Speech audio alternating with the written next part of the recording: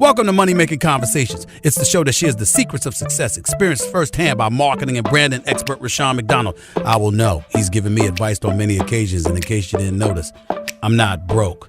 You know he'll be interviewing celebrity CEOs, entrepreneurs, and industry decision makers. It's what he likes to do. It's what he likes to share.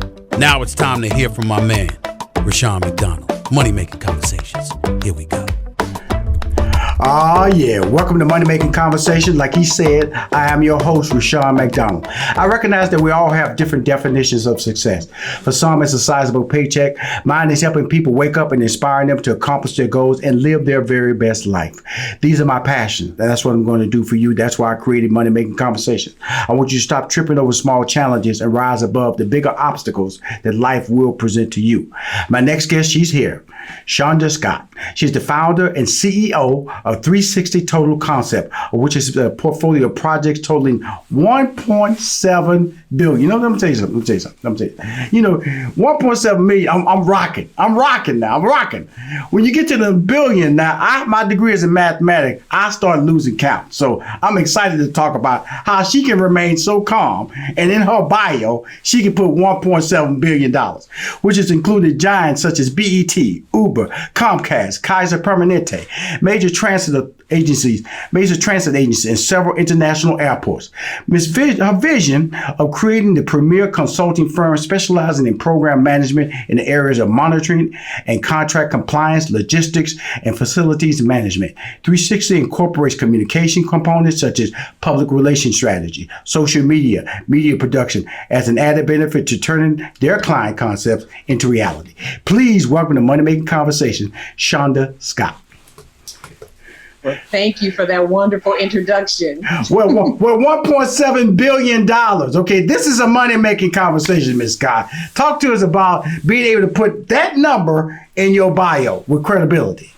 Well, those are mega projects, and my firm does work on mega projects to ensure that not only our company, but other historically underutilized companies are a part of these projects. Most of the projects we worked on are voter-approved bond projects. So they're $800 million, $1 billion projects that voter money is paying for. Wow. So then we feel that it's important that we as the voters and we as supporters are part of those projects. And that's mainly our role is to build equity on these types of projects so that more people can have the same conversation that others have had historically, that they are collectively working on billion-dollar projects and working on these projects to ensure that there's better participation and there's money for everybody. So that tells you how much money is out there for everyone. It really is. And so when I look at, I started with the 1.7 billion, but I want to back up a minute and talk about you being the CEO of 360 Total Concept. What exactly is that, and when was it founded? So I'm actually a fourth generation business owner. Our great-great-grandfather was a developer after being born into slavery. Well, not great-great-great-grandfather, born into slavery, he became a developer in the Rocky Mountains in Colorado in a historically segregated area. He built resort homes, and we have one still in our family from 1920s that he built, my great-grandfather. And so that's our family legacy. My parents owned one of the largest African-American owned food services businesses in the 80s. So we have a legacy of entrepreneurship in our family. And I'm actually the CEO of 360 Total Concept, but I have 25 years business management experience. I started this company 14 years ago to be a part of the solution. That builds equity not only in the communities in California, but nationwide. So the CEO work that I do is part of running my company, but we have multi-mega projects that we also work on and help our clients meet their project needs. Okay, I'm talking in infrastructure and in capital programs and all that. So a lot of the buildings and rail projects that are in this country, our team have worked on. Well, it's really important that we slow this down and break it down because, 14 years and you seem to be ahead of the curve, especially when you see now that diversity is such a big demand now. And so, your brand is already established, your resume, your bio experience. How has 2020 been for your brand being that I'm saying this publicly, that you are ahead of the curve in your thought process, which is a visionary portfolio going in these logistics, going into these management and contractual needs that the companies really demand right now. So that's interesting that you said that about being ahead of the curve. I see it as being blessed and having a level of discernment in areas that you don't even know how you're going to use it. So this time last year, my company, I implemented a work from home remote pilot that we tested out during the holidays, because most of our companies that we partner with and work with around the holidays, it's a little slower in their businesses. They'll take holidays, but we're still doing project work. So I thought it would be a good time for my firm to test out this pilot. It's something I wanted to do, but I didn't necessarily feel comfortable because, at that time working remote, how do you make sure that everybody's being productive? Are we going to still be productive? And then if everybody's not doing it, how are our clients going to receive it? So we were able to do it for 2 or 3 months. And then it worked fine. And it was a good pilot. And then we went and opened up and got into our new office space. And after that, the pandemic hit. Right. And right before the pandemic hit, I talked to my team because I think people started feeling nervous about coming into the office, and I didn't want them to feel like they had to come if it's work that we could still do remotely. So since we had already, and let's be in a boutique business, since we had already done this pilot, I knew we would be still efficient, and we would also still be productive, and we could still meet our clients' needs while still working remote. So before the pandemic hit, I said, we're going to institute back our work remote option. So if you want to work remote, you can do that. If you want to come to the office, that'll be open as well. Well, the next week, our entire state was shut down and our city was shut down, but we were still able to pivot because we had already done this pilot during a time where it wasn't a crisis. So when the crisis hit, we actually were helping some of our big billion-dollar business clients pivot as well, because they hadn't instituted a work remote option. And the fact that they have such a larger workforce that their pivot was going to be much harder. So we were able to help them in ways that we weren't helping them before, because now, even though we had been using Zoom since 2016, when we had Uber as a client, we had started using Zoom, we were able to start planning and doing meetings and hosting outreach and other engagement meetings that we normally did in person virtually. So thank God for that pilot, and that we were able to just pivot through, even though we've had some of our business, some of our airport business impacted by the pandemic. The consulting part of our business we were able still to provide services for our clients and even help build more services with them, because now we have this virtual world. And since we also produce TV content, we were able to produce the meetings that we need to do actually via Zoom, that is now used as production because of the pandemic and the social distancing requirements. Really, first of all, congratulations. Because of the fact that is a big turn when you hear, Twitter talking about stay home, Facebook said, we want everybody to be home at a certain period of their production schedule. Just looking at the technical side, the paperwork side, unless somebody out there physically, putting something together, then there is a thought process that they can be productive in an environment. But let me ask you this question, because I saw there's always that undercurrent of, you can work at home, but how do you manage that person? How do you what are the raise opportunity as far as, their work responsibility, their promotion within the company? Also, do they get paid a little less because of the fact that they're working at home? Facebook has said that. What are your take on this? Because you deal with these situations on a regular basis, and people are asking you these type of questions. Facebook has said it publicly. Look, if you work from home, don't expect to get paid the same amount of money if you come to work.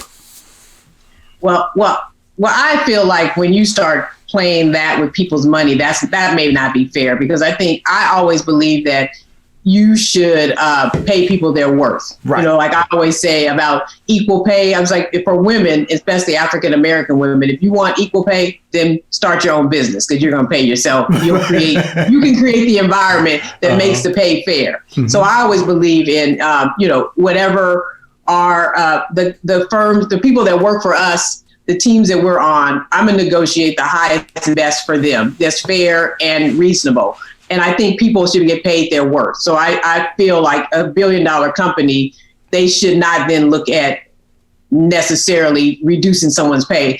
I understand that now if you move out of California, they're starting to reduce your pay because of the cost of living. Right. Because some people are getting on this bandwagon where they're like, oh, well, I can get this California pay and then I can move to Nebraska and still, well, that almost is a way of you kind of pimping the system, right? So like, no, I can understand where you may reduce it to the comparable area that you live in versus you getting paid California rates, right? Even though you live now moving to Nebraska. Now, if that's your business and you plan and you do that, that might be a good business move. But if you're working for someone and you're an employee, that I can understand that strategy is maybe relooking at how much you're paying people, because that would be an overcompensation for the work they're doing based on the cost of living. And then just to correct myself, that's what Facebook was doing. Based on the cost of living in the area that you're in, right, then you will be compensated accordingly. Like if you're in New York, you might get 90. In Dallas, Texas, where the cost of living is less, you might get 70. I believe that's what they was referencing in the article I was talking about. Let's talk about being a black female, a successful black female, with a woman of color, the president-elect.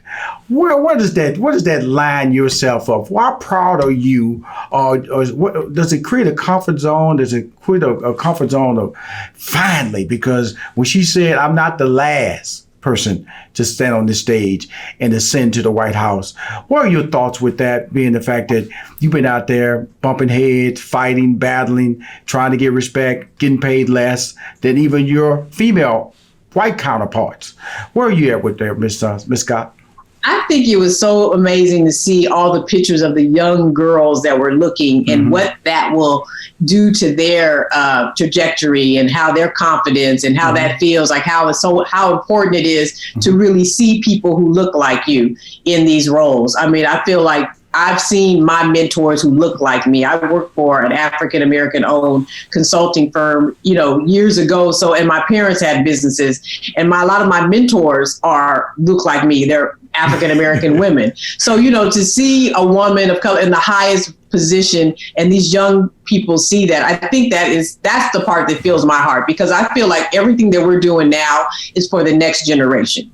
We're planting seeds for trees to grow, for them to sit under, so things that we're experiencing now that already happened. Like what we're experiencing now was work done in the past. Right. So the work we're doing now is for the future generations. So what makes me feel good about all the blessings in this moment is that this is planting seeds for our next generation. And that's our responsibility, because I always tell my colleagues, if the younger generation aren't succeeding, that's our fault. Right. We are their mentors. We are leaving seeds for their legacy to build on. So I just get excited to see all the little pictures of the little girls with the puff balls looking at the moment when, the election was done. I think that's all such a beautiful moment for those generations. And just, I want to see how they'll turn out and what life will look like when that's them,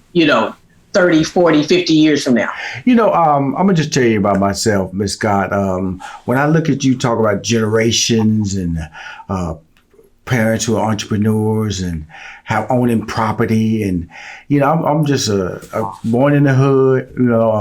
I can remember when I was a kid, we went to a Wallerman farm when I was a kid, and outhouse. I don't even remember if it even exists, but I feel so fortunate to talk to people who family got it, who understood legacy, who understood value, who understood generational wealth, who understood generational opportunity, I guess I should say, and held on to things that have so much value, but also kind of like set you apart from other people who the 40 acre and the mural opportunity, the mural died and the land got sold. Okay.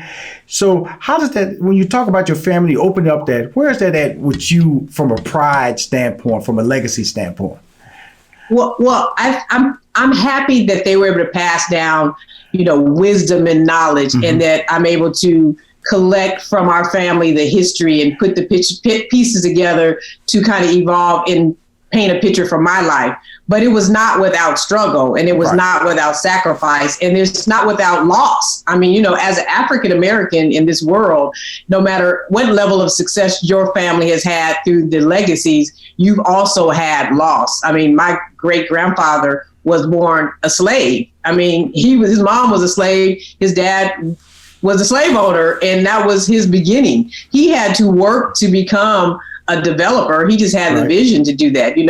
It's by the grace of God that my grandmother kept some of the family property in our family for legacy, and made a intentional approach to make sure that it stayed in the family and passed down. And now we're able to see that importance and developing measures to pass it down to the next generations. My family was very successful, but there was loss. They had to figure out ways, and we all had to figure out ways from not being able to pass down generational wealth like our white counterparts are able to do, like they were able to do when they were owning slaves and passed. And I went to the National Historic Museum of Black culture, African American culture in Washington, D.C., and you actually see where they bequeath people, African people, from generations. So they gave wealth to their family, even in free labor for multi-generations. My grandmother's 102 years old in Houston on my mom's side. I mean, and you just think about just her life and our lives, that was all that generational of free wealth that was slave wealth. So then we now have to build on each generation, African Americans. Even if you're passing down wisdom and knowledge, you may not be able to pass down all that you've had and all that you've gained for 5 and 4 generations. I mean, that you probably can count the families in the United States, African American, that have done that. But what the blessing is that families like ours have passed down wisdom and knowledge and the things that you cannot even pay for, and the ability to learn the best practices and learn lessons learned from whatever they've done. And that part I passed down to my son, so now he'll be like a 5th generation entrepreneur. And then he can continue. So like from our generations to my great grandchildren, we can see that these things will be. Now we're at a point where the passing down of wealth we can do, but the generational gap and the racial wealth gap, is still so vast. It's not even measurable. It's so vast. You let something slip out there. You say Houston. Did you say Houston, Texas? Right. My grandmother's lived in Houston for 102 years. Okay. Now I'm born and raised in Houston, Texas. Okay. Wow. 5th Ward. So you let little stuff slip out. Your young brother cast him and sister back in the day, and now your grandmother lives in Houston, Texas now, right? Right. And my mom was born there. Okay. My mom's from Houston. You need to stop. Cashmere Gardens High School. Oh my. Okay. Now she probably knows my older sister then. She probably does. Because I was born and raised in 5th Ward. Oh wow! Which my is grandmother lives on Sunnyside. Okay, wow! Right, all that area. So we moved into to the northeast side of Houston. So I wouldn't be surprised if we have connected along the way, because Cashmere is where she went to school. She graduated from Cashmere. Oh yeah, she probably does. It's a powerful connection, Cashmere Garden alumni. Oh, absolutely. So with that being said, she should be slipping out this just to be dropping it.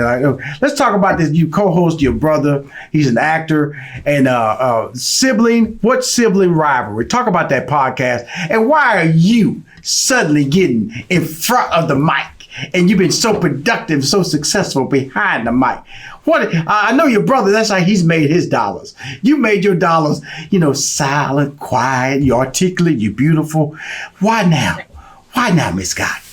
Well, I had a show for 14 years. It's our 14th year now, called Spotlight with Shonda. And it was how I celebrated success that came out of Oakland, California, and all the legacy and the rich history and the positive stories in front of the camera. But you're right. I like being producer and behind the scenes. I like coming up with the vision and the creativity. But the What Sibling Rivalry moved me because so many people wanted us to start sharing our story about our family, our legacy. My brother and I have, projects that are loosely based on our family and the different stories in our family. So the podcast just became like the right moment and the right time to start sharing our just position between me being a girl and him being a boy and us being siblings, but us being close. And the closeness of our family is what people wanted to hear about, and how it evolved, because we always talk about when we were growing up, they called my mom Claire because they talked about our family was like the Huxtables. Like we were the place where everybody would come and hang out. And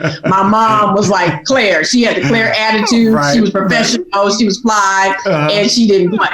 And so, and my dad was, you know, comedy, fun, and professional, but just really a card, right? So we are now sharing the values of our family values and how we were brought up and the importance of that now. But then we also talk about the what sibling rivalry is. Like sometimes we don't agree and we have different opinions, and we share that too. And we're also been able to have, you know, a celebrity siblings come on the show to talk about their upbringing and how they became successful and how those same family values were instilled in them. So it's just fun, and it's fun, funny, and informative is what sibling rivalry.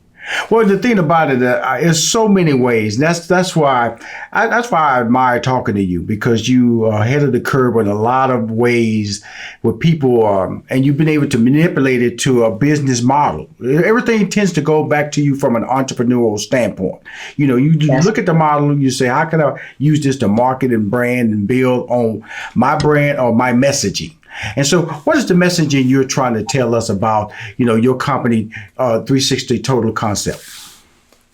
So, like I said, I founded the company based on being a part of the solution. You know, so many times you hear about the racial disparity, the racial disparity gap. You hear about how we are struggling as a community. You hear about how we're left out and not have a seat at the table. And I'm always saying, well, let's build our own table and invite people to have a seat with us.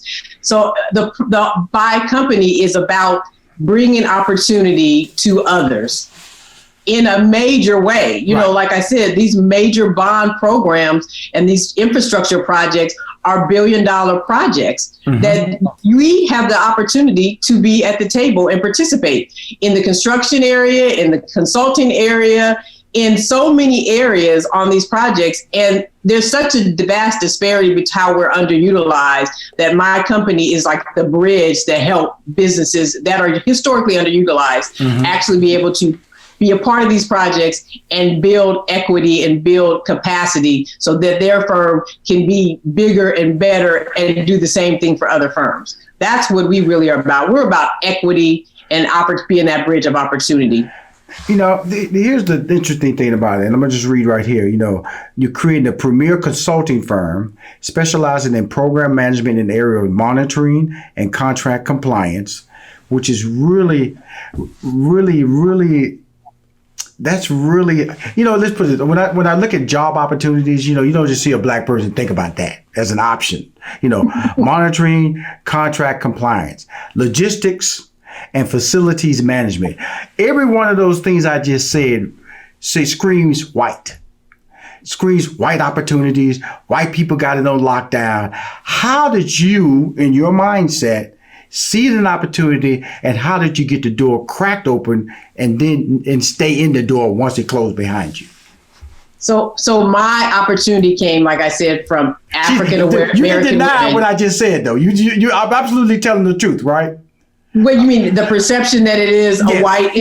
Well, because like what, and that's why I'm not upset about how white men network, because it becomes your network. Like the people you know, the people you trust. If you need to call someone, who you're going to call? The people, someone that you know as for a reference. So that's what their reference looks like, right? So it's important that we do the same thing for our community. And I've been blessed to have had Black women, including my mom and other Black women business owners, crack the door open for me. And that's why I feel it's important for me to keep the door kicked open, wide open for others who look like me. Right. And like I always say, there's a study in McKinsey that came out in 2019, and it said that Black business success is success for America. Because there's no time in history where we're successful, where we're not inclusive. We're always inclusive. So Black business is doing well. Everybody's doing well. it's important to us to make sure that Black businesses are doing well so that America does well. So that's where the passion for my company and the passion for the work we do comes from. And it's important that just as people who look like me open doors for me, that I do the same thing. And that's what my family had my brother and I raised on, that concept. And, that's what really is so compelling to hear you talk, because when you talk about racism, which really confuses me, because being a young man who grew up in a community, all I was taught was to achieve the white lifestyle, get an education, to follow the rules, to provide a lifestyle that's be better than the lifestyle I already had, which means you had to pay taxes. But yet and still, racism rears its ugly head. Racism still wants to block you. Racism still wants to deny you your real opportunity or your value. And being that you not only are female, but you're a Black female, which means that you get to experience sexism and get to be put in uncomfortable situations because you are attractive. And talk to us about that, and just the ability to keep your head up, to keep your head understanding that your mission and your goals can be achieved, and you have achieved your goals and you will continue to achieve your goals. Talk to us about that. Well, I am a woman of faith. You know what I mean? So my spirituality, my faith in God is what really is my North Star, like literally North Star, right? Mm-hmm. Because I tell people, I don't see me. Like, I'm looking at me on Zoom, I can see me, I see a reflection of me in a mirror. But when I walk into the room, I don't know, I'm not looking at me, you're looking at me, right? I'm looking at me from the inside out. Mm-hmm. So it's important to me that my internal mechanisms are strong and together. And that looks like nothing. That looks like that's a spirit. That doesn't look like one Black woman, white male, So, that's the only defense that I have to overcome any obstacles that come my way, mm-hmm. be it based on race, be it based on, my gender, or be it based on just, the opportunity. Because sometimes you can be excluded because, you didn't go to the same college someone went to, or you didn't do this the right way, or, you didn't get this education and degree or whatever. But you see how there are people who have succeeded with less than that. So it's beyond just, what people see of each other. And I just feel like I always come from a place of hope, because if we continue to allow how others feel about us become who we are and define who we are, we will never, amount to all the possibilities God has for us, mm-hmm. which is beyond anything a man could project on me. Mm-hmm. So and there's benefits to being a woman, and there's benefits. I'm glad now that African American, you can talk unapologetically about Black businesses and supporting Black businesses now, where there were times where you couldn't even say Black without feeling nervous, and it's like, it's about time, because like I said, our benefit is going to benefit everyone. It's really, first of all, I'm so enjoying my conversation with you, because the fact that we've had a lot of similar journeys in the world of relationships, and I firmly believe that racism is often tied to placement.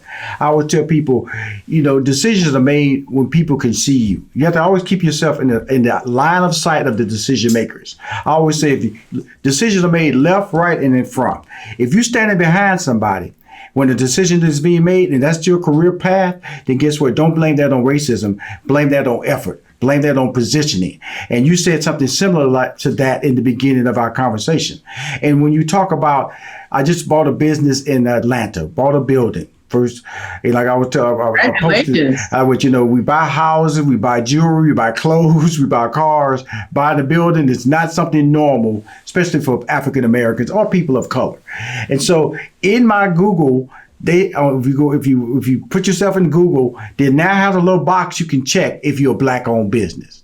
That was not there prior to 2020, that you can click and say you are a Black-owned business. So now being a Black-owned business suddenly has value and recognition. And you're telling the absolute truth. Sometimes as a Black-owned business, you didn't want to tell people. Sometimes you might want to let them think I'm white. You know, I don't want to lose no opportunity. Racism might stop me. Racism still might stop me. But at least it's allowing me the opportunity to recognize myself and be proud of the fact that I am a Black man by purchasing a building, employing people, paying taxes in this country. And that's important. And so when I shifted that, because there's three things I want to close out talking to you about is the fact that, Black Lives Matter. I want to talk about COVID-19 and your work with Barack Obama. So where do you want to start? Black Lives Matter. I got you. We're going to go in that order. Black Lives Matter. Well, you're right. Black lives do matter, and they've always mattered. I mean, like they said, Black lives built this country. Our forefathers were the hands that built the White House. Yes. Where Michelle Obama famously says, she thought about that every time that she was there as our first lady, that Black slaves built this house, so Black lives matter, and they've always mattered. And I'm happy to say that we can say that unapologetically. And I'm glad that movement stayed with it and became not just a movement, but an opportunity to make Black lives understand that they matter. Because us saying it to everybody else doesn't matter if we don't feel it ourselves. Yes. And so the way that Black lives turned out at the polls this year, and they can see the impact of it, is so important to understanding that Black lives matter, and that we know Black lives that we matter. Yes. And COVID-19 opened up the door to just show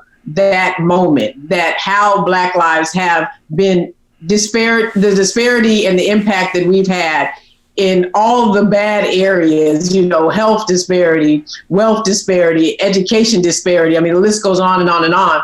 All COVID did was give a moment that stopped the world to see a pandemic, to see how it's disproportionately impacting the Black lives that are dying at, huge numbers from this disease. Then at the same time, opened up a door with the moment with George Floyd to see how racism was impacting our lives as well. Mm-hmm. So even in the midst of a pandemic, God is still blessing to reveal things to show how Black lives do matter, and that we know that we matter. Absolutely. And your work with former President Barack Obama. And President Obama and Mrs. Obama, I will always say, consistently were the most authentic, genuine, and amazing human beings, but definitely public officials that I've ever seen. And the part about it is that they weren't like the Bushes that were generationally raised to be prepared to be in the White House. Absolutely. But they were authentic human beings. Every time you saw and engaged with them, they were the same way. If whatever you see on TV about them is who they are in person. And that says a lot about a person. I mean, it made me even double check me as a person to make sure that I'm always operating at my highest level, that if I'm always in an opportunity to use a platform to help others, that I'm doing the same thing, just in the way that they elevated us as a people, as a nation, as an entity, in the way they took on the roles and the sacrifice they made for us, and they served for 8 years in the White House. I mean, there is no other moment in life that you could ever feel that much pride and respect, the way they opened it up for the world to see how we can operate at our best. And we know it, but to know how they then reflected that in the roles that they were in, because they could have come in any way. They were president. They could have been, you see how you can act anyway. You got the power and the control. You do whatever you want, right? They use that for the good and the betterment of all human beings, and they continue to do that. So just amazing to have seen in this lifetime that happen. Is just a blessing for all of us. To see in our lifetime, which we thought, I know for a fact, I'd share this story, which I remember I got an opportunity. Steve Harvey and I was in the L.L. Reid penthouse, and they were doing a fundraiser for President Barack Obama. I remember Jay-Z was there, Beyonce was there, and everything. And Steve asked me, he said, what do you think? I said, he'll never win. Not with a name like Barack Obama. because I didn't feel this country with its race-baited personality, which we've seen so much done during the run of Donald Trump. I'm going to call him Donald Trump, because what he's done as a president has been a disgrace for our country, for me to, and I told my friend Stephen A. Smith, I said, man, look, I said, he got to lose. I can't I can't go down the street wondering if somebody can just drive by me and feel they have a right to be able to abuse me because he's now the president. Because he's given the right to say that I have no value. Just because it's not about a job. And sometimes when you make money, you have to make sacrifices. You know, I'm willing to pay taxes if it's going to enable a person who has less opportunity than me to live a better lifestyle. Because we see what's happening now. You know, they're playing lives with these no stimulus packages. Nobody has time to talk about it. They should get $200 a month, $200 a week. Or they should get $600 a week. Or they should get $300 a week. When people are able to say that and dismiss you like that, Ms. Scott, that lets you know that this country has a long path of racism, of discrimination that is beyond just being people of color, but just people in general, and it's becoming a caste system. And to see you and as profound, as articulate, as wonderful, believe me, I'm a fan of yours. This is the first time we've officially spoken. I hope you stay in my life on my platform, Money Making Conversations, in 2021 and the years beyond, because you have a lot to say and you articulate it very well. And I want to appreciate you being the CEO and founder of 360 Total Concept, coming on Money Making Conversations. Well, I just thank you for this platform, because historically we have been afraid to talk about money as an African American community. So you have this platform to tell and people to share the importance of money making, and it's okay. And that we need to make money to help our community. So Don't be afraid of it. Okay. And to share all the success that people have had. I appreciate you for using your platform in this way. Especially, it's all it's going to do is bless our community. Okay, cool. I want to appreciate you. Thank you for coming on Money Making Conversations. Thank you. Thank you. Cool. If you want to hear more Money Making Conversation interviews, please go to moneymakingconversation.com. I'm Rushion McDonald. I am your host.